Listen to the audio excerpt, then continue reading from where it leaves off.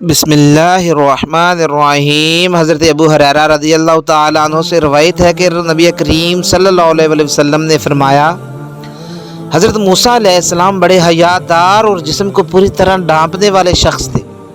ان کی شرم و حیا کے سبب کوئی ان کا بدن نہیں دیکھ سکتا تھا۔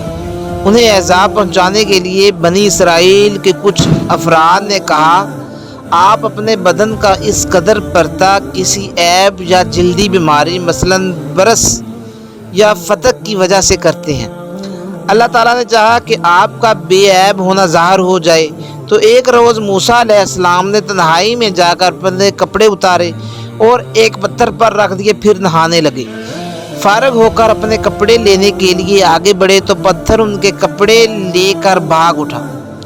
موسیٰ علیہ السلام اپنا عصا لے کر پتھر کے پیچھے دوڑے اور فرمانے لگے، اے پتھر میرے کپڑے دے دو، اے پتھر میرے کپڑے دے دو، حتیٰ کہ بنی اسرائیل کے ایک گروہ تک جا پہنچے جنہوں نے موسیٰ علیہ السلام کا بے لباس جسم انتہائی خوبصورت اور بے عیب دیکھا۔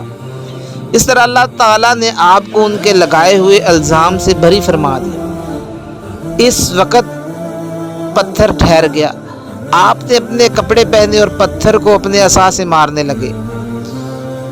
قسم ہے اللہ کی، موسیٰ علیہ السلام کے مارنے سے پتھر پر 3 یا 4 یا 5 نشان پڑ گئے۔